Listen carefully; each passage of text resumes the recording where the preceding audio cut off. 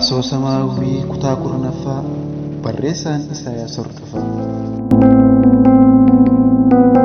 Niitii Haji Yuusuf mucaa akka deessuuf kan sooressatti gurguramuuf qopheeffamte hawwiin kan ormaati kallattii miti.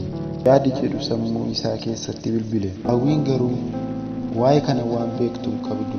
Latii arguu isheetti baay'ee gammaddee gommaa bishaan ittiin waraabdu lafa buuftee kan galgala yaadaan dheebochaa bultee jaalallee ishee hammattee hidhii isaa dhungachuudhaan abidda jaalalaa ishee gubaa bulee xiqqoo qabbaneeffatte.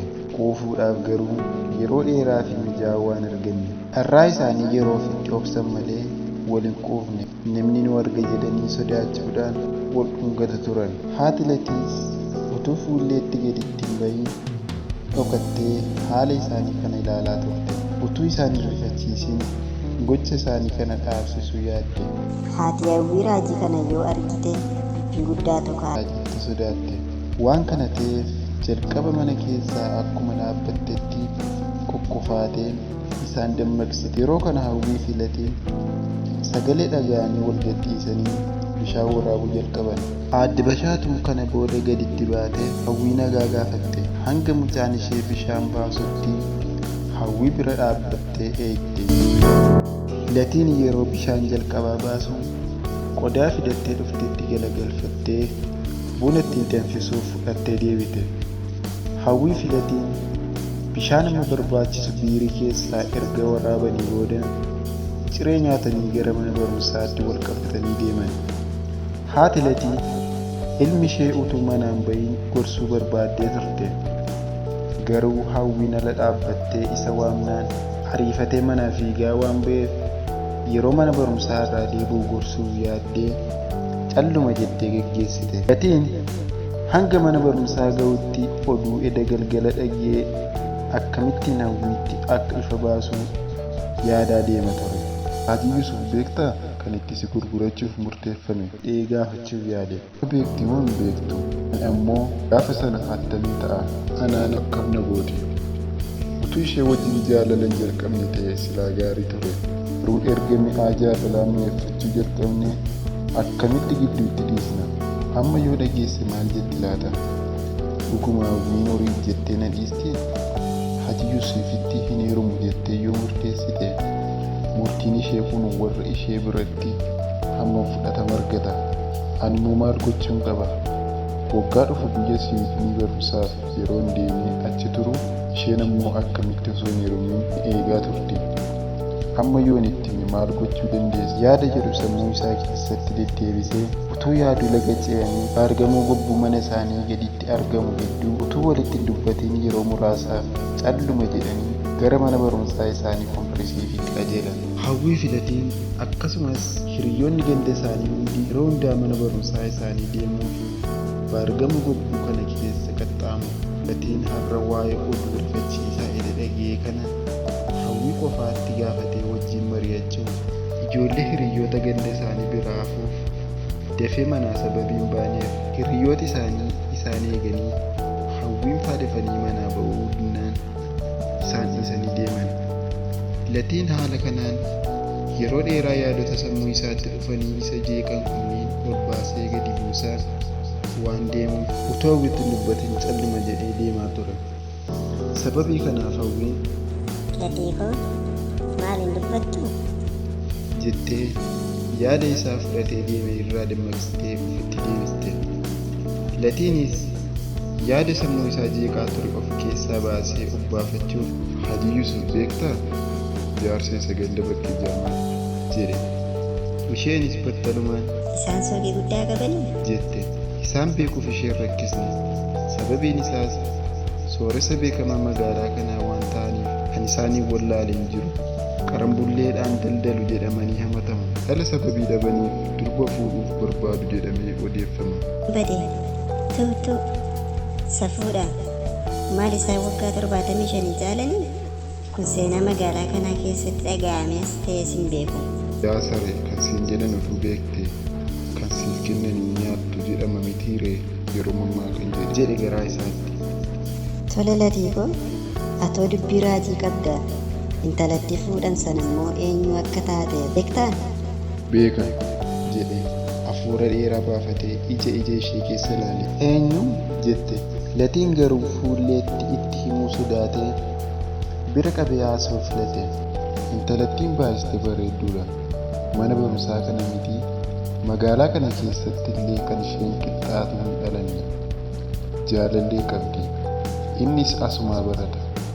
Innis baay'ee bareedaadha. Jaalalli lamaan isaanii daangaa hin qabu.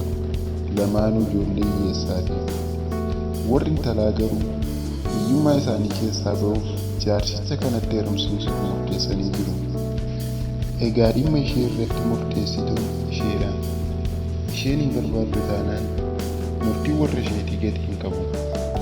Dhimma ishee irratti murtiin isheen keessatti qooduu fudhannee faayidaa hin qabu. Ilaa namni dhimma ofii isaan murteessu taanaan garba garbummaa jala jiruudha yookaan horii qe'eeti jechuudha. Attama ta'ure warri ishee hiyyeessa hiyyummaa keessaa ba'uu barbaadanidha. Gatiin qabu. Jaarsichaafis gaarii miti. Horiin meeshaa bita malee nama bituu hin danda'u. Horii waan inni hojjechuu dadhabu hin jiru. Kan hin beektu? Innoo dhugaadha. Horii waan baay'ee gochuu ni danda'a. Humna qaba. Yeroodhaaf jaalala humnaan bituu ni danda'a. Garuu jaalala dhugaa bituu hin danda'u. Jaalala dhugaa eenyullee horiidhaan bituu hin danda'u. Horiidhaanis jijjiiruu hin danda'u. Garuu hawwii koo bara ammaa dubarri kana yaaddu jirti? Jirti jette. Hawwiin akka xiiqii isheetti ta'e. Kan dubara kaanii hin beeku. Ani hawwiin garuu birrii fi horiin nan goyoomsu. Siidhiisee dhiira gara biraatti heermuurra du'a naaf wayya. Latii koo ati lubbuu kooti.